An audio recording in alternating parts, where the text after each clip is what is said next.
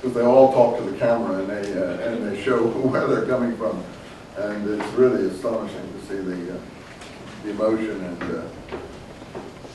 well, ill will, in fact, towards each other. People of our background think, oh, the Jews are have ill will towards us. I'm not sure they have any more ill will towards you than they have towards each other. So there's a lot of upset. So the argument in this book, though, is just one little segment: Orthodox versus extreme Orthodox, Hasid. And if you've read the novel, I hope you have, because I can't read the whole novel for you. Obviously, it's too long. It's a good read, I think. Danny's father hates Reuben's father, doesn't he? I mean, he literally hates him, doesn't he? And you know why? They disagree over Israel. They disagree over Israel.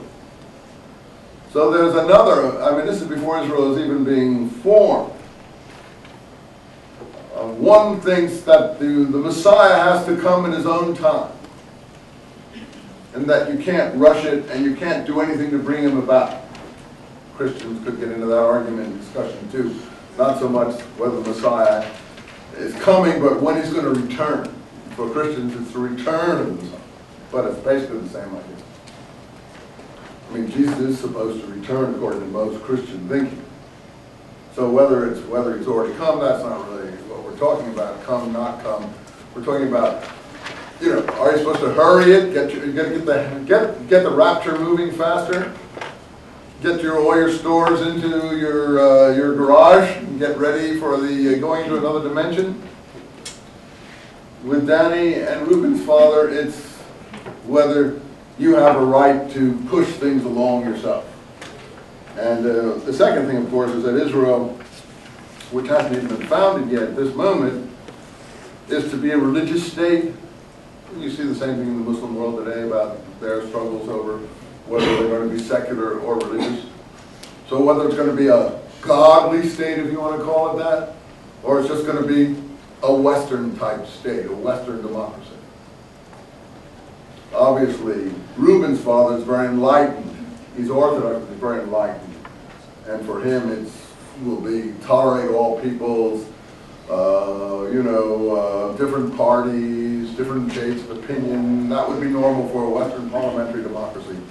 The thing that Bush thinks he's bringing to Iraq, but he's having a little trouble bringing it about in that kind of worldview that we know from east of Istanbul on all the way to the Himalayas. So I'm not talking about any given nationality in that whole area there, or whether it's Central Russia or the Iranian area or Pakistan or wherever, there'll be different views on whether state should be secular or religious, the same as we're talking about in this book. And Danny's father, of course, only wants a religious state run totally by a messianic person, and nothing is going to be done until this happens. And in the meantime, where's Danny's father going to stay? In Brooklyn, New York. That's where he's going to stay, and he's going to be the big king or the big guy in Brooklyn, right? So, what happens to Danny in the end of the book? Just so in case we don't get there, I have had it all sorted out. Danny goes totally secular, doesn't he? So he's a different sort of person. You wouldn't expect such a person. He's supposed to succeed his father, you see. That's the whole point of the book. He's supposed to succeed his father, isn't he?